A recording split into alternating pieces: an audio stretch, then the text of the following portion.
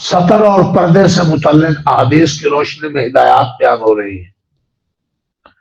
کل کیا سبق بیان ہوا تھا کہ جی مرد عورتوں کا سطر نہ دیکھیں، عورتیں مردوں کا نہ دیکھیں، عورتیں بھی عورتوں کو سطر نہ دکھا، مرد مردوں کو بھی نہ دکھائیں۔ اب یہ ہے کہ اکیلے تنہائی میں ہوتے ہوئے بھی اندر غصہ اپنا سطر نہ کھولے، تنہائی میں ہے اکیلے، وہاں بھی سطر نہ کرے۔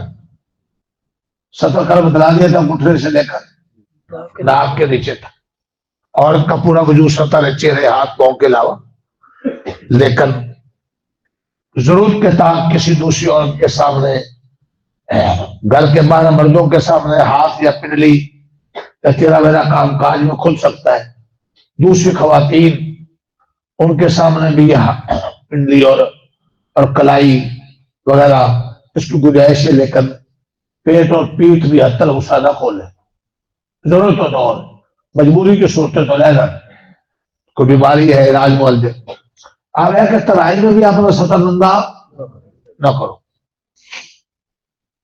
رسول پاک صلی اللہ علیہ وسلم نے یہ ہدایت فرمائی، اگر آدمی کسی وقت اور کسی جگہ بالکل تنہا ہو، کوئی دوسرا شخص دیکھنے والا نہ ہو، تب بھی بلا ضرورت برہنہ نہ ہو، سطر کی حفاظت کرے۔ کیوں نہیں؟ اللہ اور فرشتے، اللہ تو دیکھ رہے ہر جگہ، فرشتے ساتھ ہوتے ہیں، فرشتے انسان کی حفاظت کے لیے، جنوں سے حفاظت کے لیے، ورنہ جن مار مار کر گچوبر نکالتے ہیں یہ بڑے بڑے پھندے خانوں کا، کون؟ یہ اللہ تعالیٰ نے ہر انسان کے ساتھ حفاظت کے لیے فرشتے مقرر کریے۔ فرشتے بڑے حیادار ہوتے ہیں، تو حیا کا تقاضا ہے فرشتوں سے بھی کیا کرے؟ حیا کرے، شرم کرے۔ ترمذی شریف کی حدیث سے حضرت عبداللہ ابن عمر رضی اللہ عنہ، رسول پاک صلی اللہ علیہ وسلم نے فرمایا، لوگوں تنہائی کی حالت میں بھی بدرنگی سے پرہیز کرو، یعنی بے ضرورت تنہائی میں بھی سطر نہ کھولو، کیونکہ تمہارے ساتھ فرشتے برابر رہتے ہیں۔ فَإِنَّ مَعَكُمْ مَا لَا يُفَارِقُمْ إِلَّا عِنْدَ الْغَائِبِ، کسی وقت بھی جدا نہیں ہوتے سوائے قضاء حاجت اور میاں بیوی کے ازدواجی تعلق کے وقت، لہذا ان کی شرم کرو، ان کا احترام کرو۔ اس حدیث سے معلوم ہوا کہ کرام الکاتبین وغیرہ جو فرشتے انسانوں کے ساتھ رہتے ہیں وہ ان اوقات میں الگ ہو جاتے ہیں جب آدمی اپنی فطری ضرورت سے بے پردہ ہوتا ہے، واش روم جاتا ہے بے پردہ ہوتا ہے، ازدواجی تعلق فطری تقاضے، اس وقت وہ فرشتے سائڈ پہ ہو جاتے ہیں، ورنہ ہر وقت فرشتے ساتھ۔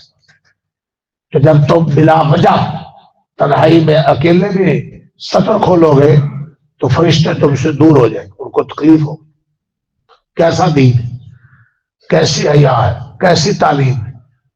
اب آپ بتلاؤ کہ اسلام تو کہتا ہے تنہائی میں بھی سطر نہ کھولو، نبی پاک فرما رہے یہ بہنوں کے سامنے کھولے تھے، اور گلیوں میں اور کرکٹ کھیلتے ہوئے اور چوک چوراہے میں، اور کچے چھوٹے چھوٹے رانے ساری ننگی،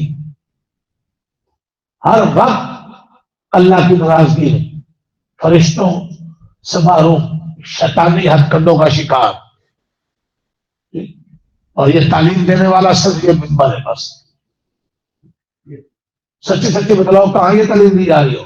کوئی دیتا ہے کو گلی کوچے میں کسی کو کہے، ہے کو گھروں میں بتلایا، ہے کو سکولوں والے بتلایا، ہے کوئی حاکم یہ بتلایا؟ یہ صرف تنہا مسجد ہے یا کوئی دینی حلقہ ہے، وہاں سے نہیں آواز ملے گی، وہ بھی ہر جگہ سے نہیں۔ کیا ہم اس کی کتنی قدر کرتے ہیں، کتنی حیا کرتے ہیں؟ کیا ان مساجد مدارس کو مضبوط کرنے کے لیے ہر کام خرچوں سے ہوتا ہے، ہم کیا اس کے لیے فکر مند ہوتے ہیں کہ ہر ایک کو اپنے اندر جھانکنے کی ضرورت۔